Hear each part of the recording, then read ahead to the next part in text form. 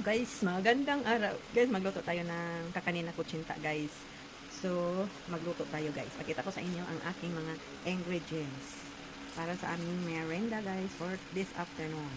Okay, samahan niyo ako, guys, magluto for merienda. So, ito po, guys, ay cassava flour. Ito, 2 cup, at saka ito ay all-purpose. Ayan, guys, or harina. Tapos, ito, sugar. Tapos, water, ang tubig. Saka, itong fly water. Tapos, itong sweetie. So, gagawin na natin ngayon, guys. Ito ay cassava flour. So, pangalawang cup na cassava flour. Tinanggal ko na yung strainer natin, guys. Mamaya natin strain pag ano na, magpagsama-samahin natin lahat. All-purpose flour. Harina to, guys.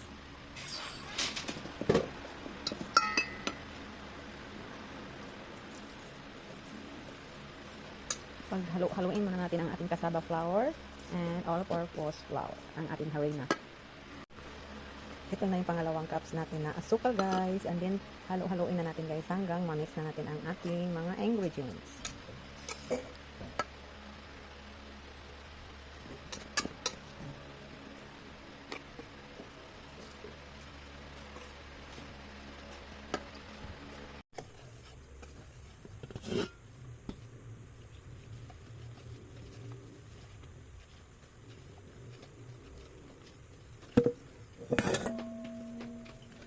Mix na natin lahat mga ingredients. Magluto kami, guys, para sa aming merienda. Okay, nagugutom na, walang merienda. Saka maganda kung magluto ng kutsinta kasi hindi sa masilan. Hindi masilan. Walang ka-arty-arty. Kaya ako nagpagluto ng kutsinta dito, guys, kasi meron na akong molder na malaki. Mikos-mikos lang, guys, hanggang mag-mix ang lahat. Tapos saka na natin i-strain. What do you think, guys?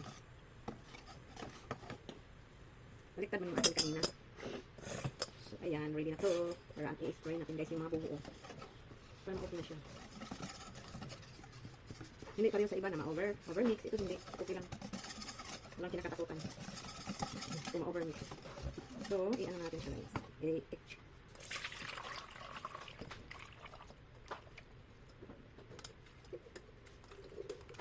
So, kung may mag-ubo, guys, okay na natin.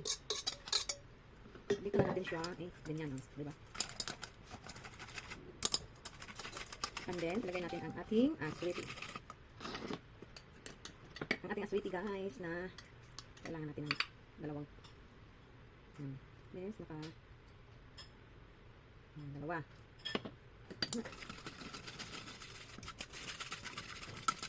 Okay, hindi kayo mga buo-buo. So, mix na ito, guys. Kita ko sa inyo yung mixture ko, guys, na.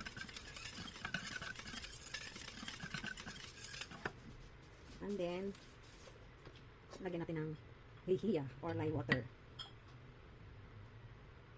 2 din. So, ngayon, i-mix-mix lang natin. So, ngayon, nagpakulo na rin tayo ng tubig. So, ipakita ko sa inyo yung mixture ko, guys. So, ito na po ang ating mixture ng kutsinta.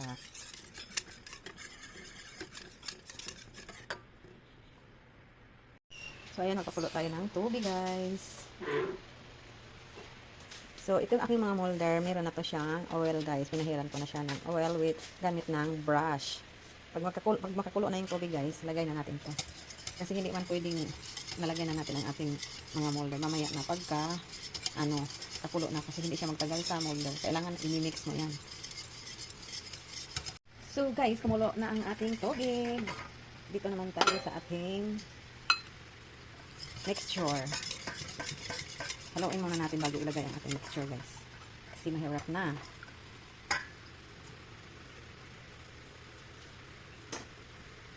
Hindi kayo sanay magtakal.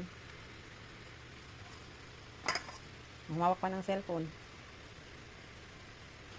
Hirap negosyante. Diba, guys? Parang konti lang iba. Tanggalin ko nga ito. Oo. So, ayan na po, guys. Ilagay na natin sa ating nakakulong tubig dito sa my steamer. Isa na po, guys. Ay, naka-timer na tayo, guys. Tayin na natin ng mga 15 to 20 minutes, guys. Natin guys, ano nangyari? Ayan na. Wala man tayong toothpick. Ito na lang. Pwede na siguro to. Tapusin na lang yung 2 second. 2 second. Ito na yung ating kutsenta. Nakamarinate na ako guys. Ipasok ko na sa sitla. Ayan, gagawa tayo ng second batch. Mix muna. Kasi ano siya.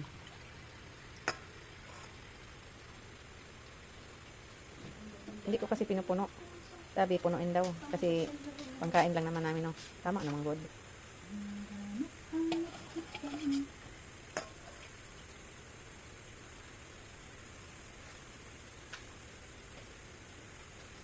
Perfect, guys. Ang aming merenda.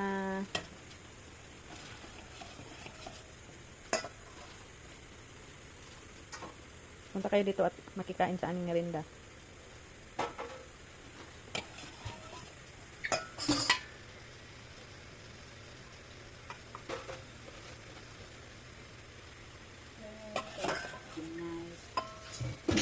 Katapos na nito guys, kakanta na kami.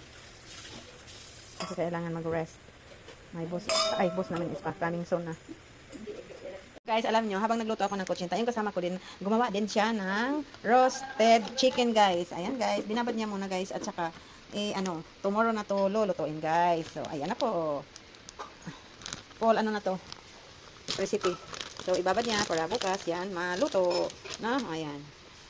I-overnight niya guys pag, basta i-overnight bago lutuin para masarap. Okay guys, hintayin na muna natin yung second batch na ang ating kutsinta. So ito na guys, ang manok nga gibabad or marinate. Luto na guys, ito na. Ang ibabad gusto mo lang gimarinate. Hindi nila naintindihan yung gibabad.